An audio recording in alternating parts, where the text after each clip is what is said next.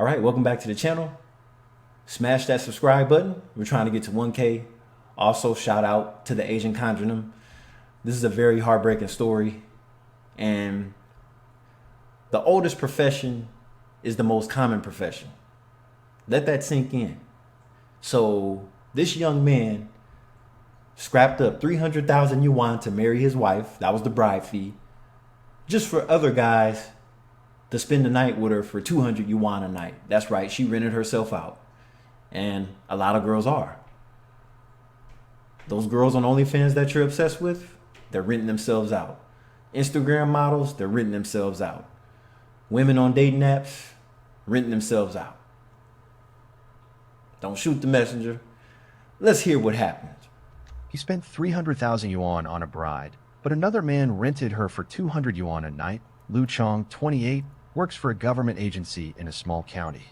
His family isn't wealthy, but 2 years ago, while hospitalized for appendicitis, he met Yi Jingwen, a beautiful and pure-looking intern nurse in a white uniform. Wow. It didn't take long for Lu Chong to fall deeply in love with her. However, Yi Jingwen only had a vocational diploma, and her parents were farmers. Oh boy. Lu Chong's family strongly opposed the relationship. But last year, ignoring his parents' objections, Lu Chong borrowed 300,000 yuan for the bride price and married the woman he believed to be the most beautiful bride in the world. Shortly after the wedding, Yi Jingwen gave birth to a son. Since then, she had stopped working and stayed home. Lu Chong said he did everything he could to love and support her, but her spending habits became increasingly difficult to sustain. First of all, who told her to quit her job? I hope he didn't tell her that.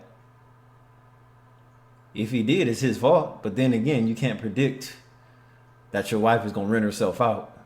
She spent over 1,000 yuan a month just on cosmetics and clothes. What? Lu Chong, whose monthly salary is around 4,000 yuan, found it harder and harder to make ends meet. What shocked him the most was what happened one evening while he was out with friends. They invited a few hostesses to their gathering, and among them was his own wife. Lu Chong said he was mortified, wishing the earth would swallow him whole. When confronted, Yi Jingwen defended herself. She claimed her husband had promised her a better life when he courted her, but had failed to deliver. Compared to her best friend, who married a rich man and now owns several luxury handbags, Yi Jingwen said she felt neglected. And see, understand something. If your wife has a friend, a boyfriend, or a husband that's completely opposite of you, she's going to want you to be like him. Meaning you don't have a lot of money. Let's just say you're middle class. And her friend's husband is high class. He's booking first class and business trips and everything while you ride in economy class. Yeah. So whatever her friend has going on, you have to be able to do it too. You have to be able to provide that much a level too, just like your wife's friend's husband. It's crazy, right? It's crazy how that works. When she had asked Lu Chong for a branded handbag, he refused, saying they couldn't afford it. The argument escalated, and eventually, Yi Jingwen chose to work at an entertainment venue as a hostess. Wow. Yi Jingwen insisted she never provided any sexual services and only did basic work there. Bullshit. While they say that a lot of times they don't, it depends on the venue and where you go. It depends on who's running the place for them to allow sexual services to happen in their establishment in the first place. So some do and some don't. It's just like when you go to the strip club. Some strippers offer extra services, some don't. So all these type of businesses, night venues and everything, it's the same thing. They all operate the same way. You're going to pay a little bit more for extras. But Lu Chong didn't believe her. For him, no matter how tight money was, working in such a place was unacceptable. Desperate, Lu Chong went to his mother-in-law, hoping she would talk some sense into her daughter. But to his surprise, his mother-in-law didn't blame Yi Jingwen. Instead, she blamed Lu Chong, saying, "My daughter is beautiful. If she married you, it's your responsibility to give her a good life." She acknowledged her daughter shouldn't have taken such a job, but also pointed out that Lu Chong had been repaying the borrowed bride price ever since the wedding, leaving little room to provide comfort for her daughter. Wow. So listen to that. Her mother didn't want her to be a nurse in the first place.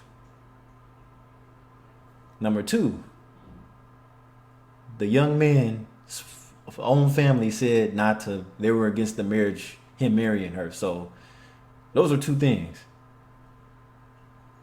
His wife's mother didn't want her doing that job, so maybe she quit listening to her.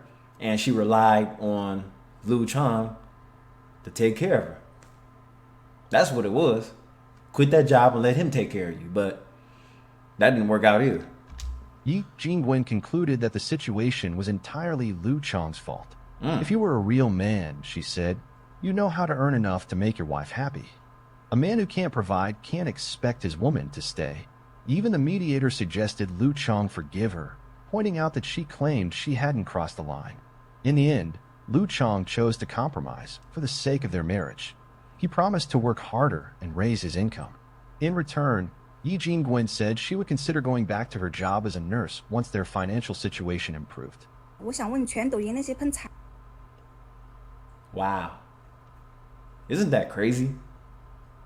的那些男人啊， I just have one question for all those guys on Douyin who keep ranting about bride prices. Have you even gotten to the stage where someone asked you for a bride price? Did anyone actually ask you for one? No, right?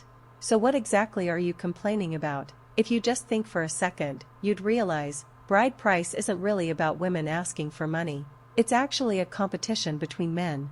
Take the same girl, for example, she wants 200,000 yuan.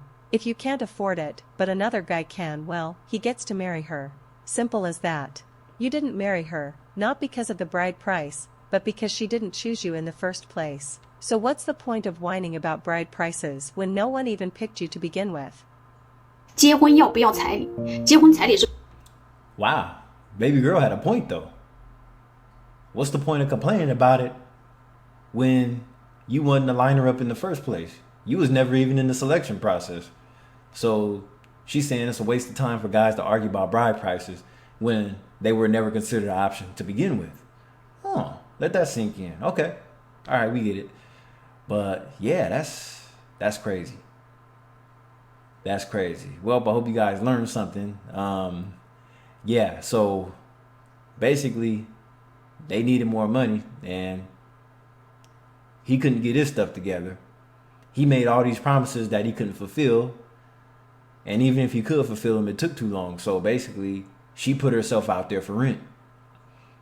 In which this is what a lot of girls are doing. Whether they're married, in a relationship, have kids or not. A lot of them are putting themselves on the rental market.